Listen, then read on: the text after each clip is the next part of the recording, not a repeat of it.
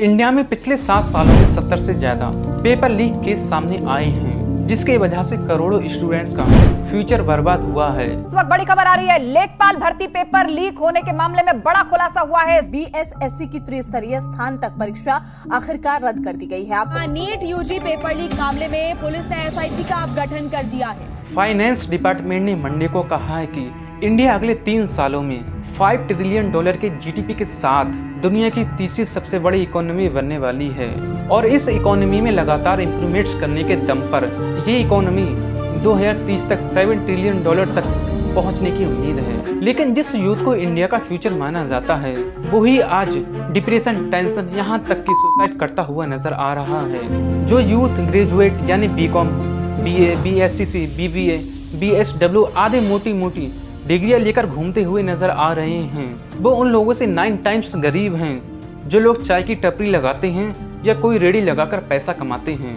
लाखों स्टूडेंट के पेरेंट्स अपना घर गिरवी रखकर, अपनी सेविंग को खर्च कर अपनी जमीन बेचकर अपने बच्चों को घर से सैकड़ों किलोमीटर दूर पढ़ाने के लिए इसलिए भेजते हैं कि जिससे वो अपनी लाइफ में कुछ बड़ा अचीवमेंट कर पाए। लेकिन जब स्टूडेंट सालों साल मेहनत से पढ़ाई करने के बाद एग्जाम हॉल में बैठता है तो एग्जाम होने के कुछ दिनों के बाद या उससे पहले ही पेपर लीक की सिचुएशन सामने आती है तो वो ही इंडिया का फ्यूचर डिप्रेशन में जाकर सुसाइड करता हुआ नजर आता है। नीट की तैयारी कर रहे छात्र ने खुशी कोटा में लंबे समय से तैयारी कर रहा था छात्र। आईआईटी दिल्ली के स्टूडेंट ने सुसाइड, स्टूडेंट ने पंखे से फंदा लगाकर किया। तो क्या देश की इकोनॉमी 2030 तक $7 ट्रिलियन इकोनॉमी बन पाएगी?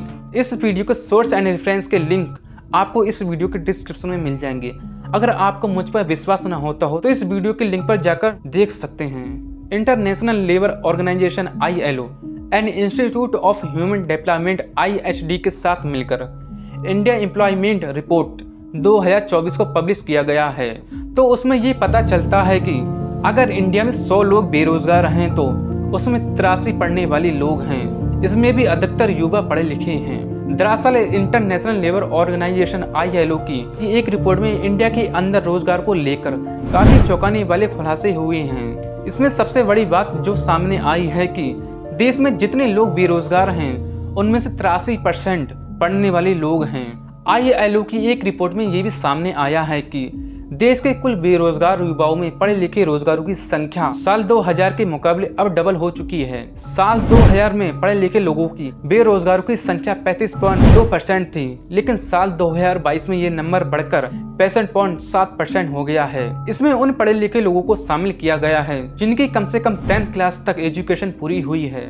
Social justice and ministry of empowerment ने पार्लियामेंट में बताया है कि पिछले 3 सालों के दौरान यानी 2019 से लेकर 2021 में 35,950 स्टूडेंट्स ने, उन्होंने बताया कि साल 2019 में 10,335 स्टूडेंट्स ने और 2020 में 12,526 स्टूडेंट्स और 2021 में 13,089 स्टूडेंट ने सुसाइड किया है। दरअसल आज के कंपटीशन की रेस में मैं ये कह सकता हूँ कि स्टूडेंट्स में तनाव का मुख्य कारण ये है कि उन पर पेरेंट्स का काफी प्रेशर पड़ता है और दूसरा high competition and old education system. हमारा एजुकेशन सिस्टम का फ्रेमवर्क जो चला आ रहा है वो काफी पुराना है।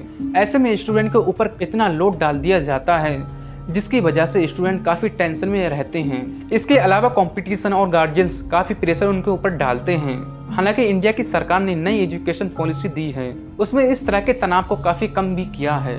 टेंशन का सबसे बड़ा रीजन है पुराना एजुकेशन सिस्टम।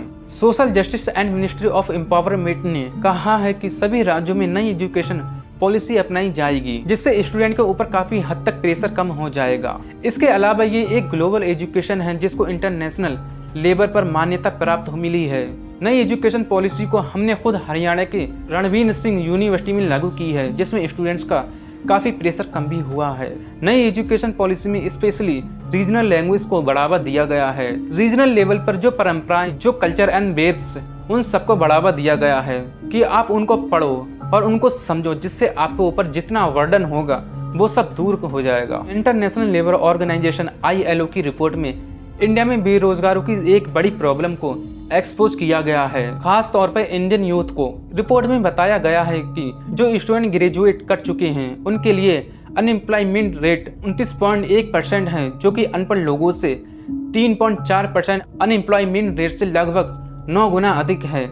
इसके अलावा secondary and higher education youth को 6 गुना अधिक यानी 18.4% अनएम्प्लॉयमेंट रेट का सामना करना पड़ रहा है। जो स्टूडेंट ग्रेजुएट हैं वो अनपढ़ लोगों से 9 गुना ज़्यादा बेरोजगार हैं और जो स्टूडेंट ग्रेजुएट नहीं हैं वो अनपढ़ लोगों से 6 गुना ज़्यादा अनएम्प्लॉयड हैं। अगर मैं नॉर्मल लैंग्वेज में बोलूँ तो 12th के बाद किए जाने वाली 3 साल की बैचलर डिग्री कोर्स को ग्रेजुएशन कहते हैं। जैसे BA, BCom, BSc, BBA, BSW आदि स्टूडेंट मोटी मोटी डिग्री लेकर घूमते हुए नजर आते हैं। इन सब लोगों से 9 गुना ज्यादा पैसा वो कमाते हैं जो लोग चाय की टपरी लगाते हैं या रेडी से फल बेचते हैं, जो बिल्कुल अनपढ़ लोग हैं जो कभी भी स्कूल नहीं गए हैं। और ये सब मैं अपनी तरफ से नहीं बल्कि इंटरनेशनल लेबर ऑर्गेनाइजेशन ILO कह रहा है। और जो सेकेंडरी या हायर एजुकेशन यानी जो स्टूडेंट 10th या 12th क्लास पास हैं वो इन लोगों से 6 टाइम्स ज़्यादा पैसा कमाते हैं। ये तो हमने बात की उन स्टूडेंट की जो ग्रेजुएट कर चुके हैं या सेकेंडरी या हायर एजुकेशन कर रहे हैं। लेकिन अब बात करें ऐसे स्टूडेंट्स की जिन्होंने इंडिया का कठिन एग्जाम IIT क्रैक करके किसी भी सरकारी इंजीनियरिंग कॉलेज में बीटेक करने के बाद भी बेरोजगार हैं। इंडिया में लाखों बच्चे ये सोचकर IIT एग्जाम की तैयारी शुरू करते हैं कि एक बार IIT क्रैक हो जाए तो लाइफ सेट है। क्या ये राइट है? लेकिन इतना भी आसान नहीं है। इस साल IIT में 17,740 टोटल गवर्नमेंट सीटों के लिए 12,31,874 स्टूडेंट ने अप्लाई किया था। जनवरी में एक न्यूज आई थी कि IIT मुंबई में 85 स्टूडेंट को एनुअल 1 करोड़ की जॉब का ऑफर मिला है। तो दूसरी अपडेट ये भी आई थी कि इस साल Indian institute of technology IIT Mumbai के 36% स्टूडेंट को अभी तक कोई भी नौकरी नहीं मिली है। दरअसल IIT मुंबई में इन दिनों प्लेसमेंट चल रही है जिसमें देश विदेश की फेमस कंपनियां पार्टिसिपेट करती हैं। और वहीं दूसरी खबर ये भी आई है कि पार्टिसिपेट लेने के लिए रजिस्टर्ड स्टूडेंट में से 36% स्टूडेंट को अभी तक कोई भी ऑफर नहीं मिला है। हिंदुस्तान टाइम्स की रिपोर्ट के अनुसार IIT मुंबई के रजिस्टर्ड 2000 छात्रों में से लगभग 712 को इस सेशन में अभी तक कोई भी प्लेसमेंट नहीं मिला है। IIT मुंबई में कंप्यूटर साइंस और इंजीनियरिंग ब्रांच की सबसे अधिक डिमांड रहती है।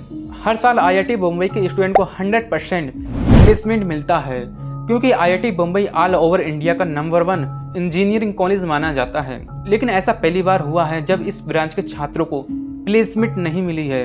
क्या होगा अगर आप किसी ऐसे एग्जाम की सालों साल रात दिन एक करके प्रिपरेशन करते हैं और जिसकी वजह से आप अपने पेरेंट्स और अपने गांव छोड़कर सैकड़ों किलोमीटर दूर एक अनजान शहर में रहते हैं। तभी एग्जाम होने से पहले या उसके बाद आपको पता लगता है कि आपने जो एग्जाम दिया था वो लीक हो गया है और आपका पूरा सैक्रिफाइस बेकार चला गया है। कुछ ऐसा ही हुआ इस साल की नीट एग्जाम के साथ। 5 मई को पेपर कंडक्ट किया गया था, तभी उसके बाद अलग अलग शहरों से पेपर लीक खबरें आती हैं और नीट एग्जाम पूरी तरह से स्कैम में बदल जाता है।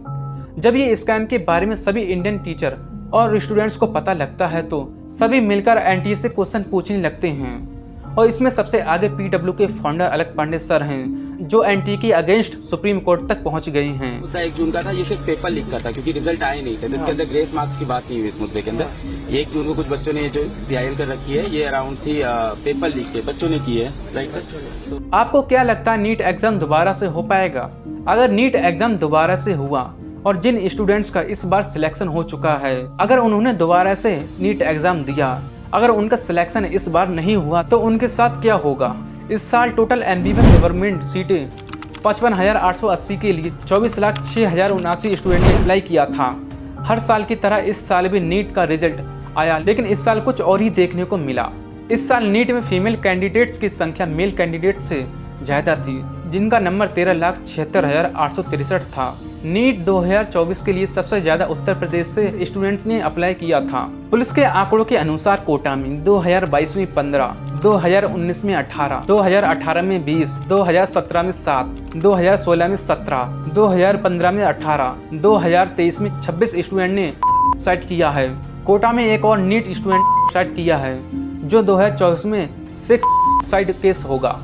NTA ने 23 जून को नीट UG एग्जाम दोबारा से कंडक्ट कराने के लिए बोला है और ये डिसीजन एजेंसी द्वारा कंस्टिट्यूट कमेटी द्वारा सुप्रीम कोर्ट को इन्फॉर्म किए जाने के बाद आया है। 1563 स्टूडेंट जिन्हें ग्रेस मार्क्स दिए गए थे, उन स्टूडेंट के लिए 23 जून को दोबारा से नीट UG एग्जाम कंडक्ट कराया जाएगा। तो क्या नीट IIT जैसे एग्जाम की प्रिपरेशन नहीं करना चाहिए?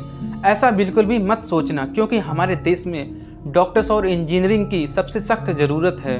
इसका सॉल्यूशन ये है कि हमेशा स्टूडेंट के पास अपनी लाइफ में सक्सेस होने के लिए एक से ज़्यादा प्लान होना चाहिए और किसी भी एग्ज़ाम की प्रिपरेशन का डिसीजन अपने पेरेंट्स के प्रेशर या किसी की लाइफ स्टाइल देखकर नहीं लेना चाहिए।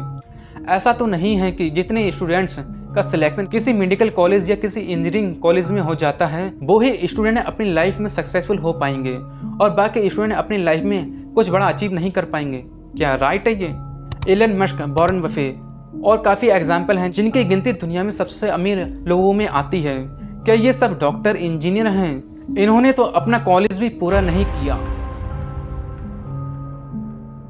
थैंक यू सो मच, आपने इस वीडियो को लास्ट तक देखा। अगर आप इस वीडियो के रिलेटेड कोई भी क्वेश्चन मुझसे पूछना चाहते हैं तो वीडियो के कमेंट बॉक्स में आप उस क्वेश्चन को लिख सकते हैं। मैं आपके उस क्वेश्चन का आंसर देने की पूरी कोशिश करूंगा। अगर आपका कोई भी फ्रेंड्स या आपके अराउंड कोई भी किसी भी एग्जाम की प्रिपरेशन कर रहा है तो ये वीडियो उस तक शेयर कर देना।